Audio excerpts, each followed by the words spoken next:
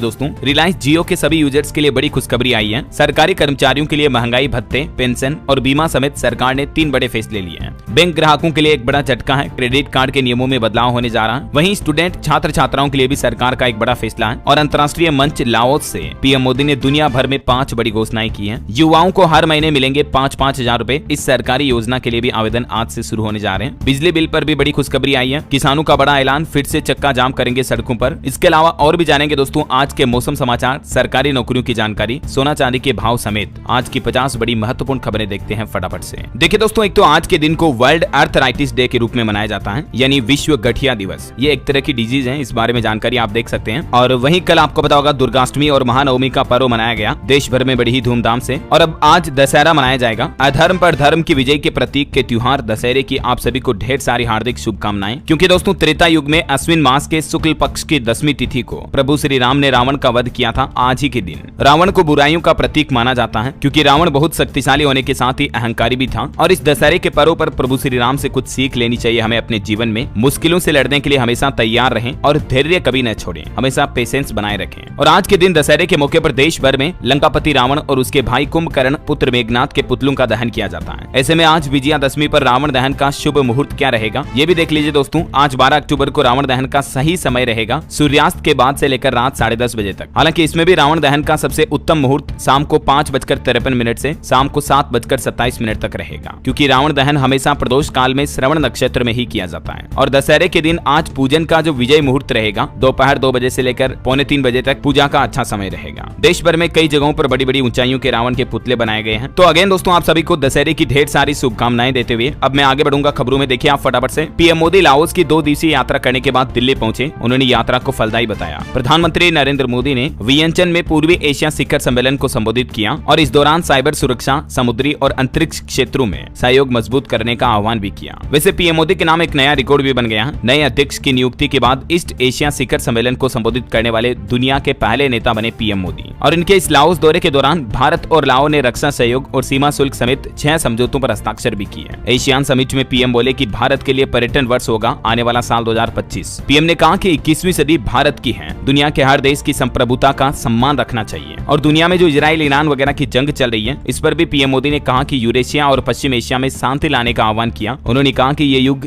युद्ध का नहीं बल्कि तरक्की करने का है। देखिए ईस्ट एशिया समिट में बोले पीएम मोदी, आसियान देशों में एकता बहुत जरूरी है। उन्होंने कहा कि ये हमारे इंडो पैसिफिक विजन का हिस्सा है। इस सम्मेलन में चीन और अमेरिका जैसे बड़े देश भी शामिल हुए। और कुल मिलाकर पीएम मोदी ने दुनिया भर में शांति और प्रगति के लिए पहल करते हुए संबोधन दिया इस लाओस समिट में। और इस दौरान पीएम ने दुनिया के कई राष्ट्र अध्यक्षों को भारतीय संस्कृति के अनमोल उपहार भी भेंट किए, जैसे चांदी का मोर, पीतल की मूर्ति, रंगीन मेज वगैरह वगैरह। और दुनिया के कई देशों के नेता प्रमुखों से मुलाकात भी की। प्रधानमंत्री नरेंद्र मोदी और जापान के पीएम मोदी के बीच भी रणनीतिक और वैश्विक साझेदारी मजबूत करने पर बातचीत हुई। पीएम मोदी ने थाईलैंड के प्रधानमंत्री पेंतो गतार्न शिनावात्रा से भी मुलाकात कर बधाई दी। और इस दौरान थाईलैंड भारत के व्यापारिक संबंधों को बेहतर बनाने पर बातचीत भी हुई। वहीं मोदी ने लाओ पीडीआर के राष्ट्रपति से भी मुलाकात की। तो कुछ यूं रहा पीएम मोदी का लाओस दौरा। और चलिए आगे बढ़ते हैं खबरों में। देखिए फाइनेंशियल ईयर 2025 में अब तक का नेट डायरेक्ट टैक्स कलेक्शन 18% बढ़ा है। और सरकार ने टैक्स रिफंड के रूप में भी 2,31,000 करोड़ रुपए जारी किए हैं। अब तक सरकार ने कुल 11.25 लाख करोड़ का डायरेक्ट टैक्स वसूला है, जो कि पिछले साल के मुकाबले 18% ज्यादा रहा है। वहीं देखिए खबर, देश का विदेशी मुद्रा भंडार भी 8 सप्ताह में पहली बार गिरा, $701 बिलियन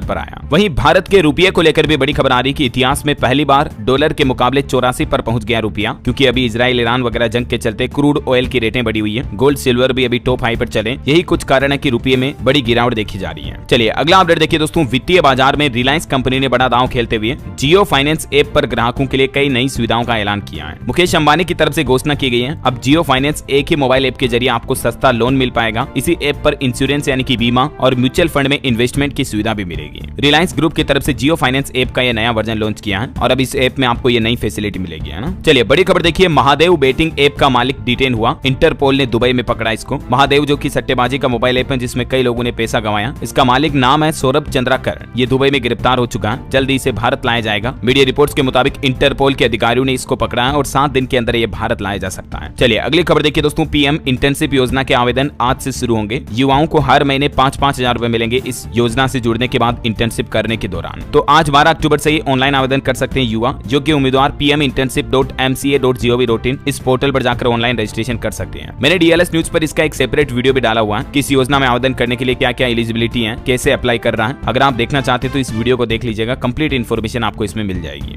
मैं इसका लिंक पहले नीचे डाल दूंगा। बाकी कुछ डिटेल आप यहाँ भी देख सकते हैं, कौन कौन युवा एलिजिबल होंगे, क्या क्या जरूरी डॉक्यूमेंट्स चाहिए होंगे, और हर महीने 5,000 रुपए इंटर्नशिप भत्ते के रूप में दिए जाएंगे, है ना। चलिए अगला अपडेट देखिए दोस्तों, शेयर मार्केट में निवेश करने का लोगों का क्रेज बढ़ रहा दिनों दिन। बीते एक महीने में ही 44 लाख से ज्यादा डीमेट अकाउंट खोले गए। सेबी की तरफ से ये रिपोर्ट जारी की गई। वहीं सेबी ने डीमेट खाते के नियम लागू करने की तारीख को भी बढ़ा दिया। वैसे तो ये नियम 14 अक्टूबर से लागू होने वाले थे, लेकिन अब सेबी का कहना कि इन नियमों को 11 नवंबर से लागू किया जाएगा। वहीं दोस्तों इंडियन आर्मी से जुड़ी बड़ी खबर देखिए, चीन सीमा के नजदीक भारतीय सेना को मिला अग्नि अस्त्र। सेना प्रमुख ने इसे एक महत्वपूर्ण कदम बताया है, क्योंकि इंडियन आर्मी की ताकत इससे और ज्यादा बढ़ेगी। ये एक तरह का मल्टी टारगेट पोर्टेबल डिवाइस है, जिसे कि इंडियन आर्मी अपने डिफेंस के लिए काम ले पाएगी। वहीं भारतीय सेना को जल्दी नया हथियार भी मिलने वाला है, जो कि 1800 फीट की ऊंचाई पर भी मार सकता है। भारतीय सेना की मारक क्षमताओं को बढ़ाने के लिए 1500 लॉन्च सिस्टम और सिमुलेटर के साथ 20,000 से ज्यादा नई पीढ़ी के anti tank guided missile Indian army को मिलने वाली है, तो इससे भी भारतीय सेना की ताकत बढ़ेगी। वहीं थल सेना ने भी तैयार किया T-90 भीष्म टैंक का नया संस्करण भी। चलिए अगली बड़ी खबर देखिए दोस्तों, इजराइल ईरान तनाव के बीच रूस के राष्ट्रपति व्लादिमीर पुतिन ने ईरानी राष्ट्रपति से मुलाकात की। पश्चिम एशिया के हालातों पर चर्चा हुई। और वहीं खबर है अब कि इजराइल ने लेबनान में यूनाइटेड नेशंस पोस्ट पर भी हमला किया। यहाँ बॉर्डर पर हमारे भारत के भी 600 भारतीय सैनिक तैनात हैं, तो भारत ने कहा कि इनकी सुरक्षा जरूरी है। दोस्तों जब से दुनिया में इजराइल, ईरान, रूस, यूक्रेन जैसी बड़ी जंग शुरू हुई, उसके बाद दुनिया के कई देशों ने अपने डिफेंस को स्ट्रॉन्ग करने के लिए डिफेंस सेक्टर में इन्वेस्ट करना चालू कर दिया। और भारत की सरकार ने भी अपने पिछले बजट में भी अपना डिफेंस बजट बढ़ाया है, राइट,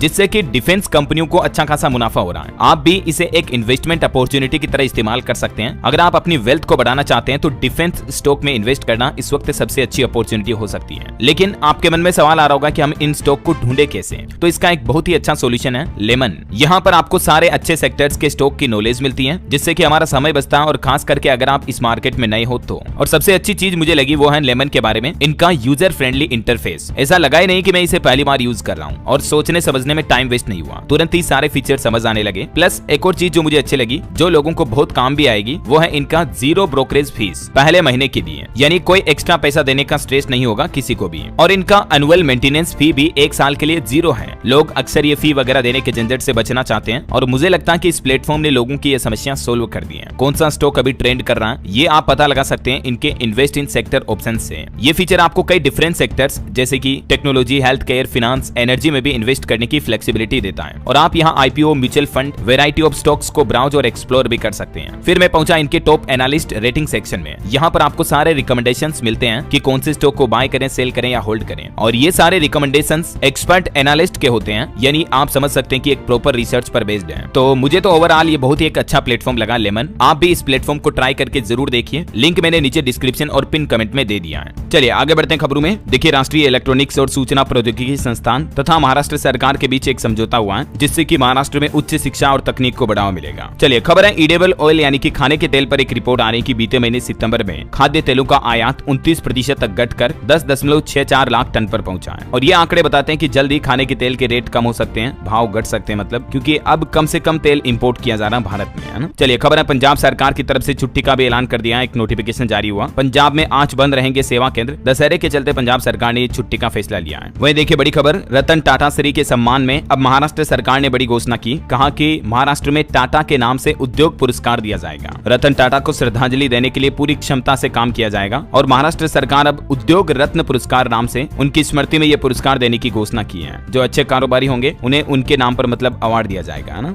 वहीं रतन टाटा के सम्मान में बिहार सरकार की नई पहल देखिए, बिहार डाक परिमंडल ने भी विशेष कवर जारी किया। वैसे अब रतन टाटा श्री के बाद नोएल टाटा होंगे रतन टाटा के उत्तराधिकारी। टाटा ट्रस्ट की मीटिंग में ये फैसला लिया गया, और अब नोएल टाटा टाटा ट्रस्ट के नए चेयरमैन बनाए गए। ये रतन टाटा के सौतेले भाई हैं। पहले से ही ये 2 फैमिली ट्रस्ट में शामिल हैं। अब इन्होंने कहा कि मैं विरासत को आगे बढ़ाऊंगा। चलिए टेक न्यूज से खबर देखिए दोस्तों, टेस्ला कंपनी ने अपनी पहली ऑटोनोमस रोबो टैक्सी रिवील की। AI यानी आर्टिफिशियल इंटेलिजेंस फीचर वाली साइबर केब, जो कि बिना ड्राइवर के चलेगी, और टेस्ला ने एक साइबर वैन भी पेश की है। वहीं खबर है जम्मू कश्मीर के बनने वाले मुख्यमंत्री अमर अब्दुल्ला ने LG से मुलाकात की, और जम्मू में सरकार बनाने के लिए उन्होंने पार्टियों के समर्थन पत्र भी सौंपे। आने वाले 16 अक्टूबर को जम्मू में मुख्यमंत्री के शपथ ग्रहण की संभावना है। वहीं दोस्तों कलकत्ता ट्रेनिंग डॉक्टर का जो मामला चल रहा है, उस पर खबर आ रही कि भूख हड़ताल पर कुछ डॉक्टरों की हालत काफी गंभीर हो गई। बेहोश होने के बाद उन्हें ऑक्सीजन लगाई गई, और अब IMA यानी इंडियन मेडिकल एसोसिएशन ने पश्चिम बंगाल की मुख्यमंत्री ममता बनर्जी को एक पत्र भी लिखा और उसमें कहा कि डॉक्टरों की मांगों पर फौरन एक्शन लें। ममता सरकार से डॉक्टरों की ये 9 मांगे हैं, मैंने आपको बताया था पहले ही। चलिए अगली खबर देखिए। कर्नाटक सरकार ने एक आदेश जारी किया, कहा कि कर्नाटक राज्य के स्थापना दिवस पर कन्नड़ झंडा फहराएं। डिप्टी सीएम बोले कि कोई भी व्यक्ति कन्नड़ भाषा जाने बिना कर्नाटक में नहीं रह सकता है। 1 नवंबर को कर्नाटक राज्य का स्थापना दिवस है और इस मौके पर राज्य के सभी स्कूल, कॉलेज, व्यावसायिक भवन, कारखानों वगैरह पर कन्नड़ झंडा फहराना होगा। ये राज्य सरकार की तरफ से एक अजीब सा आदेश जारी किया गया। वहीं महंगाई पर खबर आ रही दोस्तों की। 1 महीने पहले तो टमाटर के भाव 40 रुपए किलो थे, लेकिन अब देश के अधिकतर राज्यों में टमाटर की कीमतें 100 रुपए किलो पहुंच चुकी हैं। हालांकि दिल्ली में भले अभी सरकार सस्ते टमाटर बेच रही है, लेकिन सब जगहों पर तो नहीं बेच पाती है ना। तो अब मीडिया रिपोर्ट्स के मुताबिक आने वाले 10 दिन बाद टमाटर के दाम कम हो सकते हैं। हालांकि प्याज के भाव थोड़े गिरे हैं, क्योंकि नई फसल आने के बाद थोड़ी रेटों में कटौती देखने को मिलेगी। चलिए अगली बड़ी खबर देखिए। हरियाणा सरकार ने अपने राज्य के कर्मचारियों को बड़ी राहत दी। नई सरकार बनने से पहले ही उनकी बीमा राशि को 30 से बढ़ाकर 50 लाख कर दिया और आंशिक विकलांगता होने की राशि पर भी 10 गुना की बढ़ोतरी की गई है। हरियाणा सरकार ने अपने सरकारी कर्मचारियों को दिवाली से पहले यह बड़ा तोहफा दिया है। जो सरकारी कर्मचारियों की बीमा राशि थी ना, उसको तो 20 लाख बढ़ा दिया, 30 से बढ़ाकर 50 कर दिया। इसके अलावा कर्मचारियों का परमानेंट टर्म इंश्योरेंस भी दुगुना कर दिया है, इसे भी 2 लाख से बढ़ाकर 4 लाख कर दिया सीधा। और विकलांगता वगैरह की राशि में भी कितनी बढ़ोतरी की गई देख सकते हैं आप जानकारी भी। इस संबंध में हरियाणा सरकार ने ऑर्डर भी जारी कर दिया है। चलिए अगली खबर देखिए। अमेरिका के पूर्व राष्ट्रपति डोनाल्ड ट्रंप ने एक भाषण में वादा किया कि अगर हमारी सरकार बनी तो हम बिजली बिल आधा कर देंगे। तो उनकी इस घोषणा पर दिल्ली के पूर्व सीएम केजरीवाल बोले कि ये देखो फ्री की रेवड़ी अमेरिका तक पहुंच चुकी है। ओबामा ने भी ट्रंप पर तंज कसते हुए कहा कि बच्चों का डायपर भी नहीं बदला होगा। चलिए खबर है दोस्तों। जापानी संगठन निहोन हिडानक्यो को मिला 2024 का नोबेल शांति पुरस्कार। ये जापान का एक संगठन है, इसमें हिरोशिमा नागासाकी हमले के पीड़ित भी शामिल हैं। परमाणु हथियार मुक्त दुनिया बनाने की मुहिम चलाई थी इस संगठन ने। यही वजह है कि 2024 का नोबेल शांति पुरस्कार इसको दिया गया। करंट अफेयर्स के हिसाब से इंपोर्टेंट, ध्यान रखिएगा। चलिए अगली खबर देखिए। सेना कमांडरों के सम्मेलन में भाग लेने के लिए 2 दिवसीय दौरे पर सिक्किम पहुंचे देश के रक्षा मंत्री राजनाथ सिंह और यहाँ सिक्किम में सेना कमांडरों का शिखर सम्मेलन का उद्घाटन भी किया। इस दौरान सीमा सुरक्षा पर फोकस बनाए रखने की भी बातें कही रक्षा मंत्री ने और सेना कमांडरों में जोश भरते हुए बोले कि देश की सुरक्षा में सेना की महत्वपूर्ण भूमिका है। इसी बीच दोस्तों इंडियन आर्मी के जवानों के लिए एक और बड़ा फैसला लिया गया। भारतीय नौसेना ने नौसेना के नागरिकों के बीमा कवरेज के लिए बजाज अलियांस के साथ एक साझेदारी भी की है, जिससे कि नौसेना नागरिकों को वित्तीय सुरक्षा मिल पाएगी। और वहीं विदेशों में बसे पूर्व सैनिकों और गोरखाओं की पेंशन को लेकर भी सरकार की तरफ से नए निर्देश जारी किए गए। स्पर्श सेवाओं का भी अब फायदा मिल पाएगा। रक्षा मंत्रालय की तरफ से भारतीय सेना के जवानों के जो पूर्व रिटायर्ड जवान हैं, उनके लिए भी ये कुछ जरूरी दिशा निर्देश जारी किए हैं। एक तो रिटायर्ड सैनिकों की पेंशन संबंधित दिक्कतों को दूर करने के लिए ऑनलाइन स्पर्श सिस्टम भी शुरू कर दिया है। इसके अलावा डिफेंस पेंशनर्स के लिए ये नए दिशा निर्देश आप देख सकते हैं। सरकार ने एक समर्पित ईमेल आईडी भी बनाई है। इस पर रिटायर्ड जवान पेंशन प्राप्त करने के लिए कोई दिक्कत है तो सरकार से संपर्क कर सकते हैं डायरेक्टली। इस ईमेल आईडी का इस्तेमाल इन सेवाओं के लिए किया जा सकेगा, है ना। और भारतीय नौसेना पर एक और अपडेट आ रहा है कि नौसेना के सेमिनार स्वावलंबन 2024 के तीसरे संस्करण का आयोजन 28-29 अक्टूबर को होगा। ये 2 दिवसीय कार्यक्रम दिल्ली के प्रगति मैदान में हॉल संख्या 14 में आयोजित किया जाएगा। रक्षा मंत्रालय की तरफ से ये बात की जानकारी दी गई। चलिए अगला अपडेट है दोस्तों। बीएसएनएल यूजर्स के लिए अच्छी खुशखबरी है और इससे जो प्राइवेट टेलीकॉम कंपनियां हैं उनकी भी टेंशन बढ़ सकती है, क्योंकि आने वाले अप्रैल 2025 में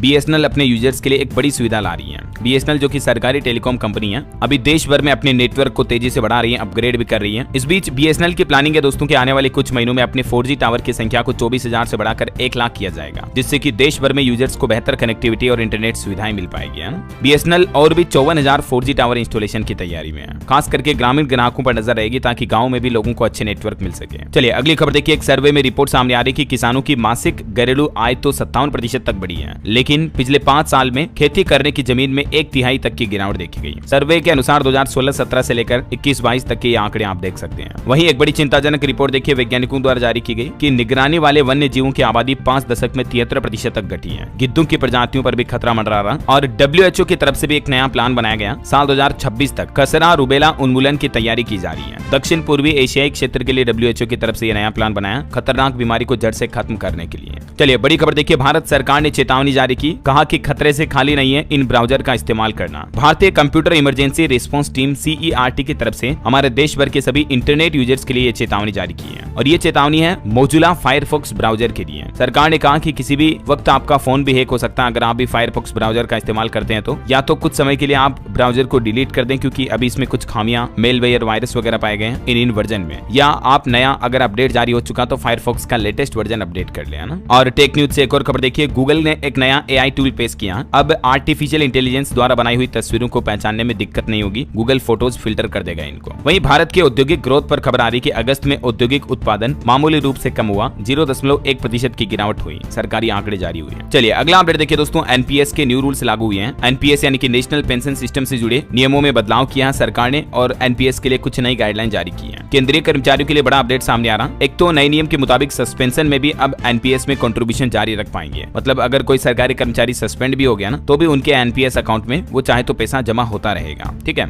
इसके अलावा प्रोबेशन के दौरान भी कंट्रीब्यूशन करना अनिवार्य होगा। तीसरा बदलाव, कंट्रीब्यूशन जमा करने में देरी होने पर ब्याज समेत पूरा पैसा वापस मिल पाएगा। मतलब अगर एनपीएस सिस्टम की वजह से कंट्रीब्यूशन में कोई गलती होती है तो उसे ब्याज समेत लाभार्थी के पेंशन अकाउंट में जमा कर दिया जाएगा। तो ये 3 नए नियम एनपीएस योजना से जुड़े लागू हो चुके हैं। बहरहाल अभी तो कुछ और महत्वपूर्ण और काम की खबरें देखेंगे दोस्तों, लेकिन फिलहाल वक्त हो चला है आज के ताजा मौसम समाचार जानने का। और हाँ, आपको एक बात याद दिला दूं, अगर आप डीएलएस न्यूज चैनल पर पहली बार आए हैं और चैनल को अभी तक भी सब्सक्राइब नहीं किया ना दोस्तों, तो इसे सब्सक्राइब करके बेल आइकन दबा दीजिए और इस वीडियो पर एक छोटा सा प्यार भरा लाइक भी कर देना, ताकि आपको रोजाना की ताजा खबरें, महत्वपूर्ण मुख्य समाचार, नई सरकारी योजनाओं की जानकारी, नए नियम, बड़े बदलाव सबसे पहले आपके मोबाइल पर मिलते रहेंगे। चलिए आगे बढ़ते हैं मौसम अपडेट में। तो देखिए आप, भारतीय मौसम विज्ञान विभाग ने अगले 2-3 दिन तमिलनाडु, गोवा, गुजरात समेत कई स्थानों पर तेज बारिश की संभावना जताई है। कुछ अलग अलग राज्यों के मानसून हालात देखिए दोस्तों। आर्थिक राजधानी मुंबई में देर रात आंधी और तेज बारिश देखी गई, कई उड़ानें भी प्रभावित हुई। मध्य प्रदेश, राजस्थान समेत 15 राज्यों में आज भारी बारिश का अलर्ट है। देखिए राजस्थान के भी 9 जिलों में आज बारिश और ओलावृष्टि का अलर्ट, अगले 2 दिन तेज बरसात की संभावना। नया सिस्टम बनने की वजह से मौसम फिर से बदला है।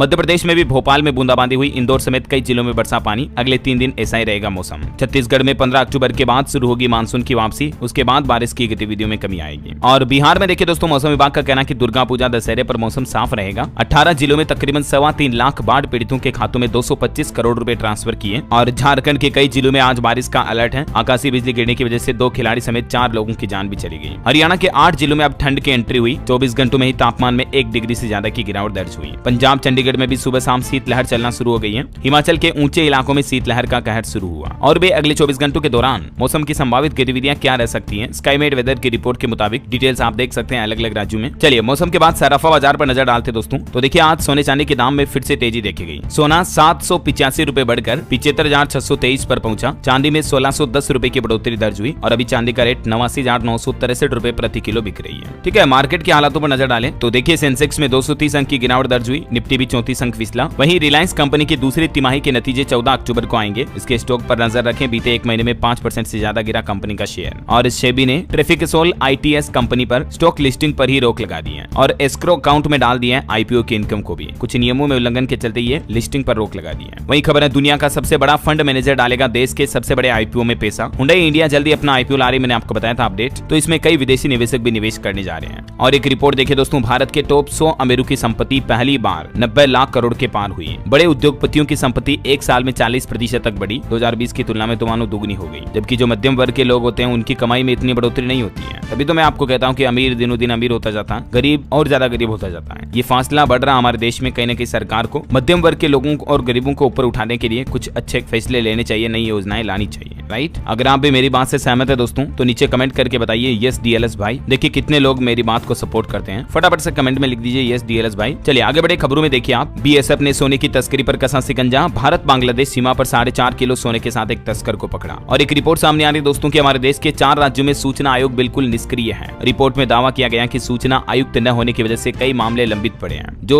Rights to information RTI act है ना, 4 राज्यों में काम ही नहीं कर रहा। मतलब यहाँ लोगों को इस एक्ट का फायदा ही नहीं मिल पा रहा है। और वो 4 राज्य हैं, गोवा, झारखंड, त्रिपुरा और तेलंगाना। हालात देखिए मतलब राज्य सरकारों के आप। और वही खबर है दोस्तों, झारखंड में देखिए चुनाव से पहले लाल आतंक पर नकेल कसने के लिए सीआरपीएफ, बीएसएफ समेत 10,000 सीएपीएफ जवानों की अग्रिम तैनाती भी की गई। गृह मंत्रालय की तरफ से यह फैसला लिया गया है। और वही खबर है, इंडिया बाइक वीक 2024 की तारीखों का ऐलान हो गया। 6-7 दिसंबर को गोवा में होगा इसका आयोजन। चलिए अगला अपडेट देखिए, सरकारी कर्मचारियों के लिए हिमाचल सरकार ने भी दिवाली पर तोहफा देते हुए 4% डीए यानी महंगाई भत्ते में बढ़ोतरी की घोषणा कर दी है। इस महीने 28 तारीख को मिल जाएगा वेतन, पेंशन वगैरह भी। हिमाचल के मुख्यमंत्री सुखविंदर सिंह सुक्खू की तरफ से शिमला में प्रेस वार्ता को संबोधित करते हुए सरकारी कर्मचारियों के लिए बड़ी घोषणा की है। वहीं सरकार ने 75 साल से ज्यादा आयु के पेंशनरों को एरियर भी एक साथ जारी करने का फैसला किया है। और ये महंगाई भत्ता भी बढ़ा हुआ 1 जनवरी 2023 से ही मिलेगा। और एक रेल दुर्घटना पर खबर देखिए दोस्तों, तमिलनाडु में रेल हादसा हुआ। खड़ी मालगाड़ी से टकराई बिहार जाने वाली मैसूर दरभंगा एक्सप्रेस ट्रेन। 2 डिब्बों में आग भी लग गई। इस ट्रेन के बाद कई यात्रियों के घायल होने की संभावना है। चलिए खबर है, नेटवर्क योजना समूह की 81वीं बैठक में प्रधानमंत्री गति शक्ति के तहत प्रमुख बुनियादी ढांचा परियोजनाओं का मूल्यांकन किया गया। वहीं देखिए सरस आजीविका मेला 13 अक्टूबर से हरियाणा गुरुग्राम में आरंभ होगा। 30 राज्यों की 900 से ज्यादा ग्रामीण महिला हस्तशिल्प इस मेले में भाग ले रही है। खबर है, आरबीआई यानी कि भारतीय रिजर्व बैंक ने हमारे देश के बैंकों और गैर बैंकिंग इकाइयों यानी कि एनबीएफसी समेत सभी भुगतान सेवा प्रदाताओं को निर्देश जारी करते हुए कहा कि डिजिटल भुगतान सेवा सेवाओं में दिव्यांग लोगों की सुविधा का भी ध्यान रखा जाए। और खबर है नई दिल्ली में इंडिया डिजिटल एग्री कॉन्फ्रेंस 2024 का भी आयोजन किया गया। और खबर है प्रधानमंत्री नरेंद्र मोदी के जो प्रधान सचिव हैं डॉक्टर पी.के. मिश्रा, उन्होंने देश की राजधानी दिल्ली में वायु प्रदूषण को कम करने के लिए दीर्घकालिक उपायों को तत्काल प्रभाव से लागू करने का आदेश भी जारी किया। और खबर है कैमूर को बिहार का दूसरा टाइगर रिजर्व बनाने की भी मंजूरी मिली। केंद्र सरकार की तरफ से ये अभ्यारण्य के लिए सैद्धांतिक मंजूरी दे दी गई है। चलिए बैंकिंग न्यूज से बड़ी खबर आ रही है दोस्तों। आईसीआईसीआई बैंक ने भी अपने ग्राहकों को बड़ा झटका दिया, क्रेडिट कार्ड के नियमों में बदलाव किया है। 15 नवंबर 2024 से ही ये नए नियम लागू होंगे, अगले महीने से मतलब। और इसके तहत आईसीआईसीआई बैंक के क्रेडिट कार्ड से भी यूटिलिटी बिल पेमेंट करने पर आपको 1% एक्स्ट्रा चार्ज यानी ट्रांजेक्शन फीस के रूप में शुल्क देना पड़ेगा। कुछ ऐसा ही नियम एसबीआई ने भी लागू किया था, मैंने आपको बताया था अपडेट हाल ही में कुछ दिनों पहले। चलिए अगली खबर देखिए आप। उत्तर प्रदेश में उपचुनाव से पहले बसपा प्रमुख मायावती की तरफ से बड़ा ऐलान किया गया। उन्होंने कहा कि अब कभी गठबंधन नहीं करेगी हमारी पार्टी, भाजपा कांग्रेस से भी दूर रहेंगे। चलिए अगली एक अच्छी खुशखबरी है, अब ऑनलाइन उपलब्ध होंगे शादी, जन्म व मृत्यु प्रमाण पत्र। हिमाचल प्रदेश के मुख्यमंत्री सुखविंदर सिंह सुक्खू की तरफ से ऐलान किया गया है। अब प्रदेश में पंचायतों की ओर से जारी किए जाने वाले ये सभी तरह के प्रमाण पत्र भी ऑनलाइन उपलब्ध हो जाएंगे आपको घर बैठे ही, ठीक है ना। चलिए अगली खबर देखिए दोस्तों। यूपी सरकार का नया प्लान, यूपी में मेगा ई नीलामी के जरिए होगा औद्योगिक और व्यावसायिक भूखंडों का आवंटन। 25 अक्टूबर को ये नीलामी शुरू होगी। आप भी इस ऑनलाइन पोर्टल के जरिए इस बीड में हिस्सा ले सकते हैं। अच्छा वैसे उत्तर प्रदेश वासियों के लिए एक और अच्छी खबर तो ये है कि बिजली महंगी नहीं होगी। प्रदेश के 3 करोड़ से भी ज्यादा बिजली उपभोक्ताओं को दीपावली से पहले योगी सरकार ने ये बड़ी राहत दी है, क्योंकि उत्तर प्रदेश में विद्युत नियामक आयोग ने पावर कॉर्पोरेशन और बिजली कंपनियों के जो टैरिफ बढ़ाने के प्रस्ताव थे उन सभी प्रस्तावों को खारिज कर दिया है। हालांकि कंपनियों ने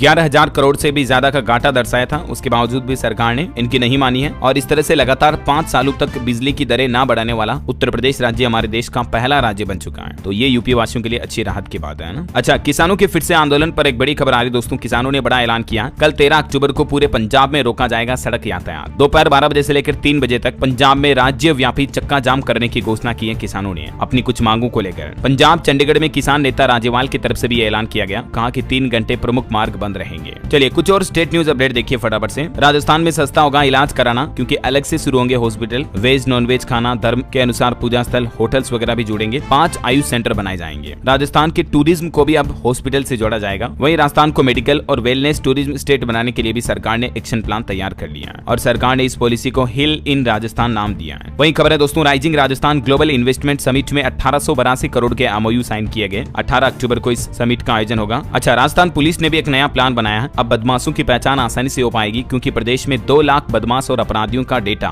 उनके फिंगरप्रिंट डिजिटल बैंक में जमा किए गए हैं। चलिए अगली खबर देखिए। छत्तीसगढ़ के 8 अस्पतालों का आयुष्मान लाइसेंस रद्द हुआ। पैकेज में अनियमितता और कुछ लापरवाहियों के चलते छत्तीसगढ़ रायपुर के सिटी 24 समेत कई अस्पतालों पर यह कार्यवाही की गई है। अच्छा छत्तीसगढ़ में एक और आदेश जारी हुआ कि ग्रेजुएशन में अब प्राइवेट प्रैक्टिस नहीं कर पाएंगे एमबीबीएस के स्टूडेंट। छत्तीसगढ़ में सेवा नौकरी करने पर भी रोक लगा दी है। कॉलेजों में जमा कराना होगा एफिडेविट, प्रिंसिपल करेंगे मॉनिटरिंग भी। यानी अब एमबीबीएस डॉक्टर पीजी के दौरान प्राइवेट प्रैक्टिस नहीं कर सकेंगे, उन्हें गवर्नमेंट हॉस्पिटल में ही जाना पड़ेगा। समाज सेवा का बहाना भी नहीं चलेगा। ये छत्तीसगढ़ में मेडिकल की पढ़ाई करने वाले स्टूडेंट के लिए सख्त नया नियम लागू कर दिया। अच्छा वहीं छत्तीसगढ़ में दोस्तों 517 मेगावाट बिजली सोलर से बनाई जाएगी। नांद गांव में देश का पहला सोलर प्लांट लगने जा रहा, जहां बैटरी स्टोर होगी बिजली, और भिलाई में फ्लोटिंग प्लांट लगाया जाएगा। मतलब एक जगह से बिजली जनरेट होगी, दूसरी जगह स्टोर की जाएगी, उसके बाद लोगों को बिजली सप्लाई मिलेगी, है ना। चलिए अगली खबर देखिए। दिल्ली के एक स्कूल स्टूडेंट ने बनाया सस्ता एयर प्यूरिफायर, जो कि 1 घंटे में 90% तक प्रदूषण कम कर सकता है। वहीं खबर है दोस्तों हरियाणा के मुख्यमंत्री की शपथ भी 15 तारीख को ली जा सकती है। पीएम मोदी भी पहुंचेंगे, इसमें तैयारियां चल रही हैं। 50,000 लोग आएंगे। और शपथ ग्रहण से पहले ही हरियाणा के मुख्यमंत्री नायब सिंह सैनी ने एक बड़ी घोषणा की, कहा कि 25,000 युवाओं को नियुक्ति पत्र सौंपने के बाद ही मैं शपथ लूंगा। रोजगार को लेकर नायब सिंह सैनी की तरफ से ये बड़ा ऐलान किया गया है। और देखिए हरियाणा रेवाड़ी में भी डेंगू के मरीज बढ़े। एक ही दिन में 11 पॉजिटिव केस मिले। 16 का अस्पताल में इलाज चल रहा, आंकड़ा कुल 110 तक पहुंचा। खबर है दोस्तों पंजाब जालंधर समेत कई जिलों में 15 अक्टूबर को शराब की दुकानें बंद रहेगी। पंचायत चुनाव को लेकर यह फैसला लिया गया। वहीं रेलवे से खबर देखिए। यूपी बिहार राजस्थान की स्पेशल ट्रेनों का शेड्यूल जारी हुआ। 20 दिन में 5 मंडलों से 76 स्पेशल ट्रेनों के 285 फेरे लगेंगे, जिससे तकरीबन 5 लाख यात्रियों को राहत मिलेगी। और वहीं खबर देखिए मोदी सरकार ने दशहरे से पहले बिहार को भी बड़ा गिफ्ट दिया। 17,921 करोड़ रुपए जारी किए हैं बिहार के विकास के लिए स्पेशल पैकेज के रूप में। कर हिस्सेदारी के तहत बिहार को यह धनराशि दी गई। चलिए खबर है देसी गाय खरीदने के लिए 33,000 रुपए तक की सब्सिडी देगी ये राज्य सरकार। गौशाला के लिए भी मिलेंगे 8,000 रुपए। हिमाचल सरकार की तरफ से किसानों के लिए कुछ बड़ी घोषणाएं की गई है। मुख्यमंत्री सुखविंदर सिंह सुक्खू सरकार की तरफ से प्राकृतिक खेती को बढ़ावा देने और किसानों को देसी गाय खरीदने पर अनुदान देने की फैसला लिया गया। वहीं देखिए पंजाब में सर्वसम्मति से चुनी जाने वाली पंचायतों की संख्या दुगनी हुई। 3798 पंचायतों को मिलेंगे 5-5 लाख रुपए। राज्य चुनाव आयोग की तरफ से सर्वसम्मति से पंचायतें चुनने की मुहिम रंग लाई है और ये फायदा होगा पंचायतों को। चलिए दोस्तों कुछ एजुकेशनल खबरें देख लेते हैं फटाफट से। देखिए मध्य प्रदेश में एक रिपोर्ट आ रही कि छठी 9वीं के तकरीबन 4.5 लाख स्टूडेंट को साइकिल मिलनी थी, लेकिन अभी तक सिर्फ 18,500 स्टूडेंट को ही मिल पाई। और सरकारी नौकरियों से जुड़े कुछ बड़े फैसले देखिए आप। उड़ीसा पुलिस सिपाही भर्ती के लिए आवेदन की तारीख बढ़ चुकी है। अब इसमें आप 30 अक्टूबर तक अप्लाई कर पाएंगे। ये कांस्टेबल की भर्ती है जिसमें टोटल 1360 पोस्ट है, ठीक है ना। और इसके अलावा भी ग्रेजुएट्स के लिए टीचर्स के 6025 पदों पर भर्ती का नोटिफिकेशन भी जारी हो चुका है। उड़ीसा सरकार की तरफ से ये टीचर का भी रिक्रूटमेंट जारी किया गया। ये पोर्टल ऑनलाइन है जिसके जरिए आवेदन कर सकते हैं। आवेदन 9 अक्टूबर से शुरू हो चुके हैं, अभी इसकी लास्ट डेट कोई जारी नहीं हुई है, ठीक है ना। तो आप चाहें तब अप्लाई कर दें फटाफट से। और वहीं देखिए एनसीईआरटी का प्लान 2025-26 सेशन के लिए 15 करोड़ किताबें छापेगा। 7वीं 9वीं और 11वीं क्लास के लिए नई किताबें आएगी। और वहीं दोस्तों जीएमएसी ने एनमेट 2024 के लिए ऑनलाइन आवेदन करने की अंतिम तिथि भी बढ़ा दी है। 13 अक्टूबर तक पंजीकरण का मौका है। और वहीं सीबीएसई ने भी कक्षा 9वीं और 11वीं को लेकर स्कूलों को खास निर्देश जारी किए। कहा कि जिन स्टूडेंट के रजिस्ट्रेशन प्रक्रिया बाकी है 16 अक्टूबर तक बिना लेट फीस के उनको रजिस्ट्रेशन कर लें संगम पोर्टल पर जाकर। और इसके अलावा भी सीबीएसई स्कूलों की 10वीं 12वीं की प्रैक्टिकल एग्जाम डेट भी जारी हो चुकी है। आप ऑफिशियल पोर्टल पर और शेड्यूल चेक कर लीजिएगा, है ना। वहीं एनएमसी यानी नेशनल मेडिकल कमीशन की तरफ से भी एमबीबीएस स्टूडेंट के लिए गाइडलाइन जारी की गई है पोस्ट ग्रेजुएट ट्रेनिंग प्रोग्राम के लिए। और इस गाइडलाइन के मुताबिक छात्रों को ये काम इसमें सिखाए जाएंगे ट्रेनिंग पीरियड के दौरान, है ना। और चलिए अंत में आज के राशिफल पर नजर डाल लेते हैं। देखिए कुंभ राशि के बैंकिंग सेक्टर के लोगों को प्रमोशन की खबर मिल सकती है और कर्क राशि वालों को उपलब्धि मिलने के योग है। मिथुन राशि के लोग जीवन में सकारात्मक बदलाव करें। कन्या राशि के लोग काम की गति तेज करने की जिद न करें। और भी कुछ अलग अलग राशियों का राशिफल आप देख सकते हैं स्क्रीन पर, है ना। और दोस्तों कमेंट बॉक्स में हैप्पी दशहरा जरूर लिख दीजिएगा। मैंने तो आप सभी को बोल दिया, आप भी मुझे कमेंट में बोल सकते हैं। और बाकी इस वीडियो को लाइक और शेयर करना, डीएलएस न्यूज चैनल को सब्सक्राइब करके बेल आइकन जरूर दबा देना रोजाना ऐसे इन्फॉर्मेटिव काम की खबरें देखते रहने के लिए।